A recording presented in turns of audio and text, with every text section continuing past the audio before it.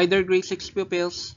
Welcome back again to another video lesson. So we are now on week 9 for grade 6 mathematics quarter 1. So ito na po yung final week natin for this quarter. So for this video lesson, our topic has something to do with differentiating terminating from repeating non-terminating decimal quotients. So kung anong difference ng terminating and non-terminating, malalaman po natin yan mamaya. So at the end of this video lesson, students, you are expected to differentiate terminating from repeating non-terminating decimal quotients. So let's have decimal quotients. So decimal quotients can be classified as terminating decimals, non-terminating decimals, and repeating decimals. So kapag nagdi-divide tayo ng mga numbers, ng mga decimals, so kadalasan yung mga sagot natin, maaari nating maklasify sa mga yan. So ano nga ba yung terminating decimals, non-terminating decimals, and repeating decimals na yan when it comes to quotients? So yun ang susunod nating tanong. How do these decimal quotients differ from one another? So yung tatlo nating nabanggit na yan is titignan natin kung paano ba sila nagkakaiba-iba. So let's have the first type, terminating decimals. Terminating decimals are decimal numbers with specific number of digits after the decimal point.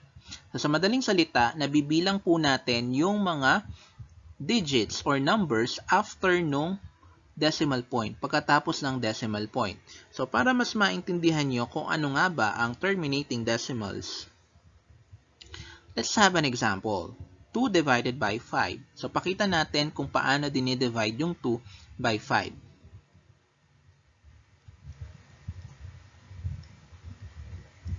Two divided by 5 cannot be. So sulat po natin 0. And then mag-a-add tayo ng 0. So magiging 20 na po siya. Now, yung decimal point natin, kailangan isulat din natin sa taas katapat. Okay, so ayan. Magiging 20 na siya niyan, and then kapag dinivide natin yung 20 sa 5, ang makukuha nating sagot ay 4. Kasi 4 times 5 is 20. So yung quotient po natin dito is 0.4 or 4/10. So kung isusulat natin yung sagot natin 0.4, terminating decimals kasi mabibilang natin kung ilan yung digit or digits after nung decimal point. So ito ang decimal point. Ilan ang digits after ng decimal point na yan? Isa lang, which is yung 4. So ibig sabihin, yung decimal quotients ng 2 and 5 is 0.4 na matatawag natin na terminating decimal. Kasi nabilang natin kung ilan yung digits after nung decimal point. So another examples, ayan, 9 divided by 20. So let's divide. So 9 divided by 20, that is 0. So mag-a-add ngayon tayo ng 0. So magiging 90. 90 divided by 20. So ilang 20 ang meron sa 90? We have 4. So 4 times 20, that is 80. And then we subtract 0 minus 0, 0. 9 minus 8, 1. And then we add another 0. So magiging 100 na. Now, 100 divided by 20, we have 5. Kasi there are 5 20s in 100. Then we subtract. So our remainder is 0. So our answer is 0.45 or 45 hundredths. Terminating decimal ba? Yes, because there are 2 digits after the decimal point. At nabibilang nga natin, which is 2. Next, 7 divided by 8.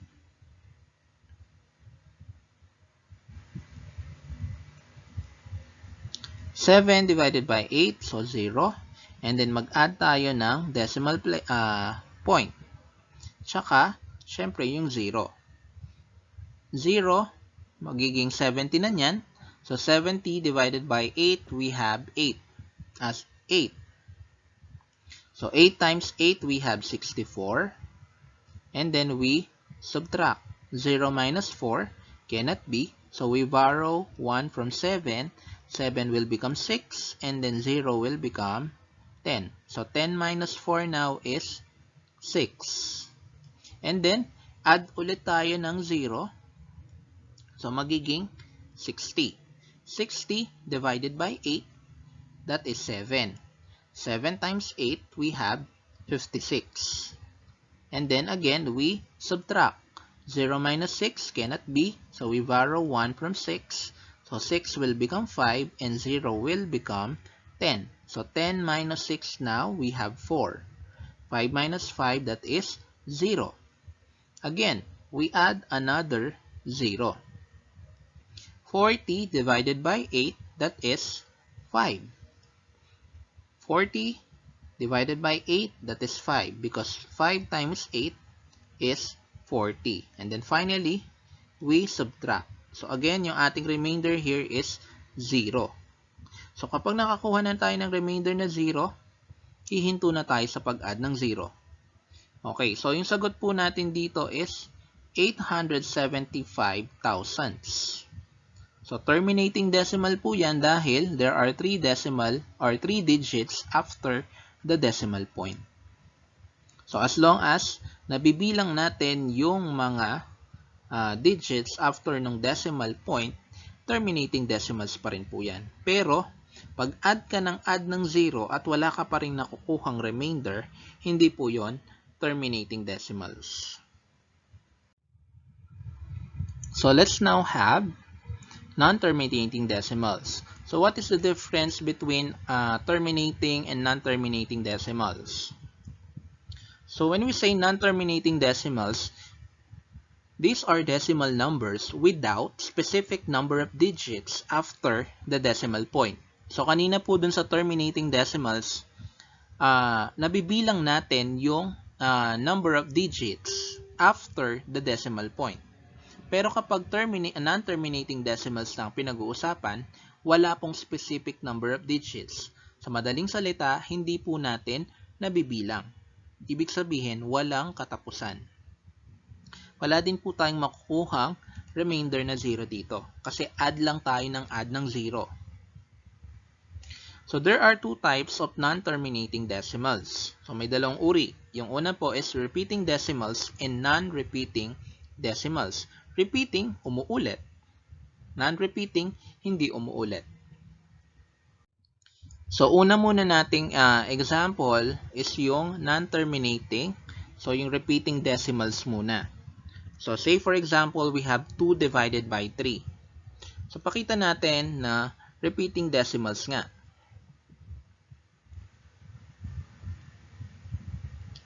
So, 2 divided by 3 cannot be. So, we write 0.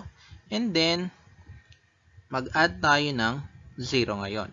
So, magiging 20. So, 20 divided by 3, that is 6. 6 times 3, we have 18. And then, we subtract.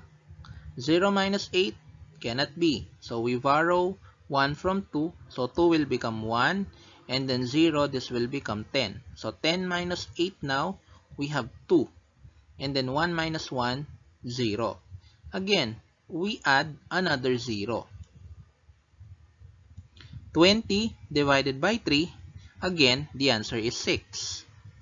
And then, times 3, 6 times 3, we have 18.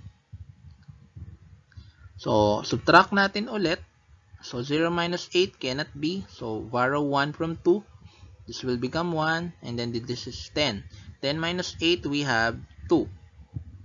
So, as you can see, umuulit lang po yung pattern natin. Diba? Kada nag-a-add tayo ng 0. Tignan natin. Mag-a-add ulit tayo ng 0. 20 divided by 3, 6 ulit. And then, 18. So, ayan. Umuulit lang po yung ating pattern. As you can see, meron tayong repeating digit which is 6. So, ayan. So, magiging repeating decimals na yan dahil nga paulit-ulit lang po yung 6. So, 0.66666, walang katapusan po yan. So, pwede po nating isulat yan as this one. 0.666, tapos tatlong tuldok yung ellipsis. Kapag meron pong ganyan, ibig sabihin, infinite number of digits, walang katapusan. So, puro 6 lang ang makikita. Na hindi naman natin alam kung ilang 6. Kasi nga, non-terminating. And then, pwede rin namang isulat siya using this one, 0.6. And then, lagyan siya ng guhit sa taas. Ang tawag po dyan sa guhit na nilagay natin sa taas is vinculum.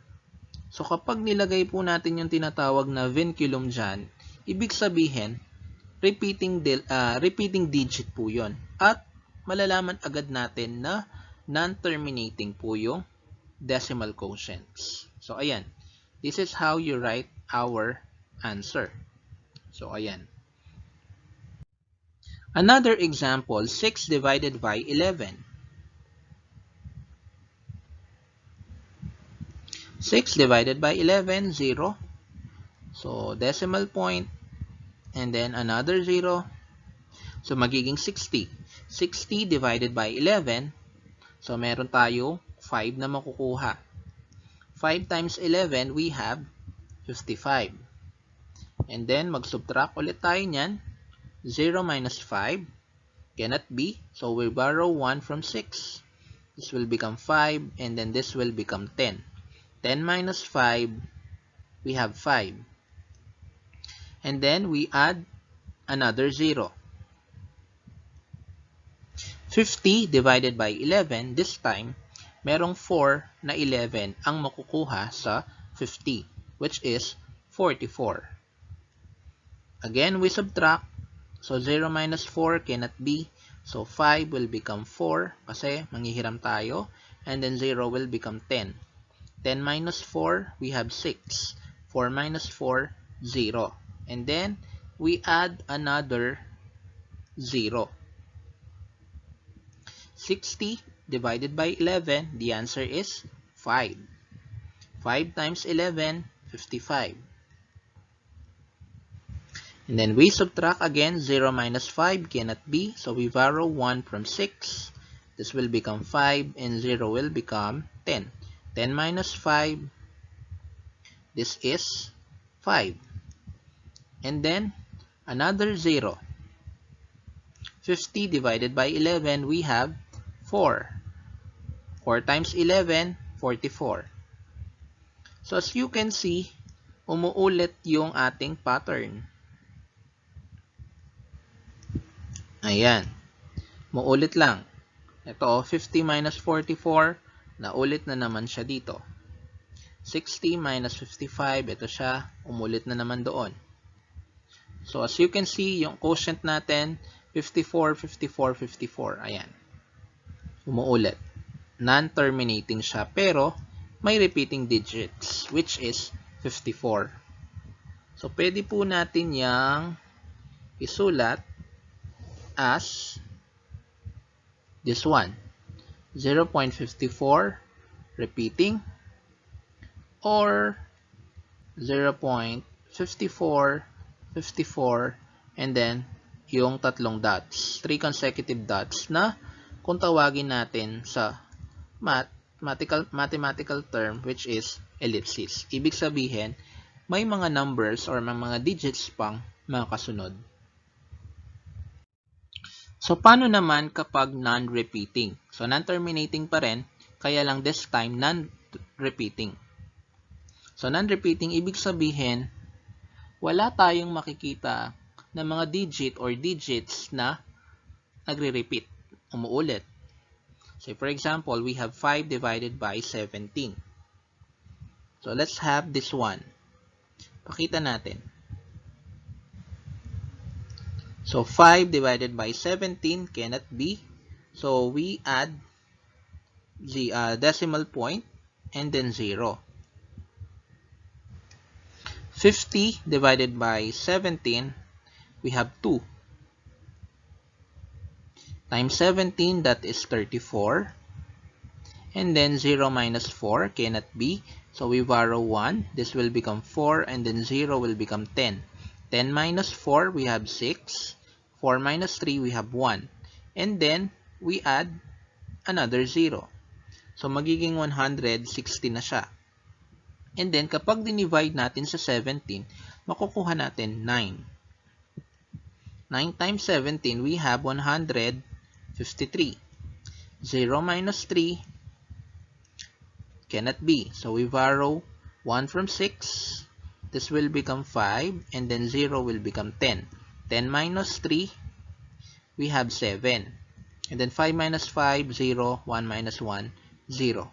Again, we add another 0. 70 divided by 17 now, we have 4. And that is 68. 0 minus 8 cannot be, so we borrow 1 from 7, 6, and then 10. So 10 minus 8, we have 2. Another 0. So ang dami na nating na-add na 0, pero wala pa rin tayo nakikitang repeating digits. 20 divided by 17, we have 1. 1 times 17, that is 17. So 20 minus 17, 0 minus 7 cannot be. So 2 will become 1, and then 0 will become 10 kasi nga nag-borrow tayo. So 10 minus 7, we have 3. Another 0. So ayan, dyan na natin puputulin yung ating solusyon. Kasi nga, non-repeating. Kahit anong gawin natin, wala tayong makikitang repeating digits. Kasi kapag tinuloy-tuloy natin yan, ang makukuha nating sagot ganito. 0.294117647 at marami pang mga kasunod. Kaya nga, non-repeating siya.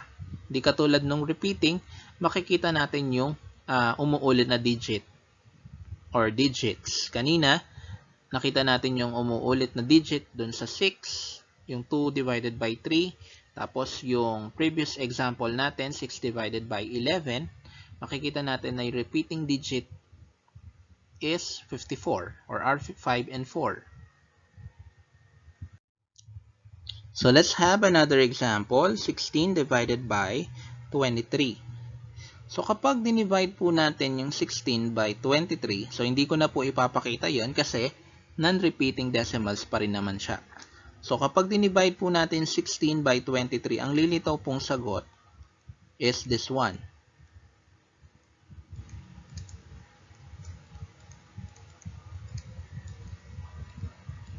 Ayan. So wala po tayong makikitang repeating digits dyan.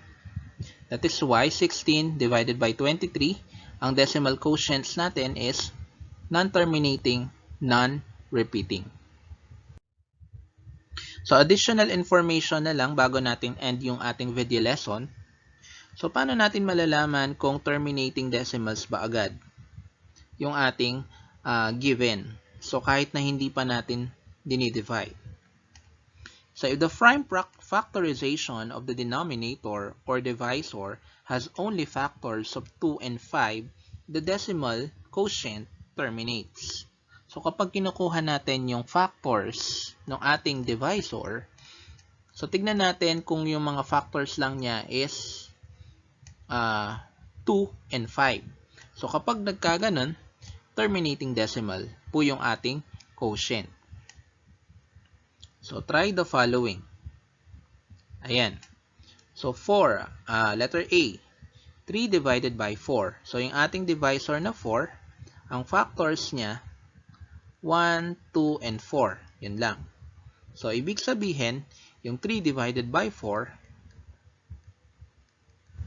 terminating. So, terminating decimal po yan. Yung quotient niya. Next, 8 divided by 15. So, 15, yung factors ng 15, 1, 3, 5, and then 15. So, sabi po sa atin kanina, kailangan yung factors niya 2 and 5 lang. So, hindi po pwede yung 3. Ayan, kahit na may 5, meron pong 3. So, ibig sabihin, yung quotient po nito is non-terminating. Multiples of 2 and 5 dapat. Pwede rin. Next, 9 divided by 22. Factors nito ng 22, 1, 2, 11, and 22. So, okay siya dun sa 2. Kaya lang meron siyang factor na 11 na hindi naman pasok dun sa factors ng 2 and 5. So, this is also non-terminating.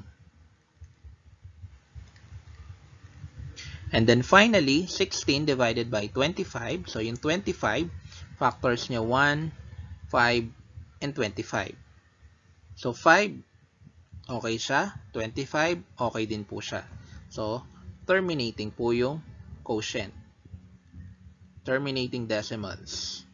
So, ayan. Yan lang po yung technique na pwede kong ituro sa inyo. Kahit na hindi pa natin dinidivide talaga, pinapakita using long division, madedetermine natin agad kung terminating or non-terminating.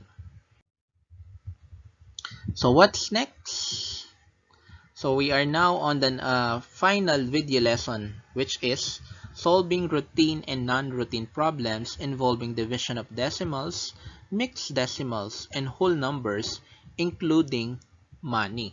So, syempre, na-discuss natin yung concept kung paano or yung process kung paano mag-divide ng decimals and mixed decimals, as well as using including whole numbers. So, ngayon naman, i-apply po natin yung mga concepts na yon through word problems. So, I hope meron tayong natutunan dito. May mga techniques, may mga patterns tayong nalaman, lalo na yung last na diniscuss ko, yung ang additional info. So, yun lang. Maraming salamat.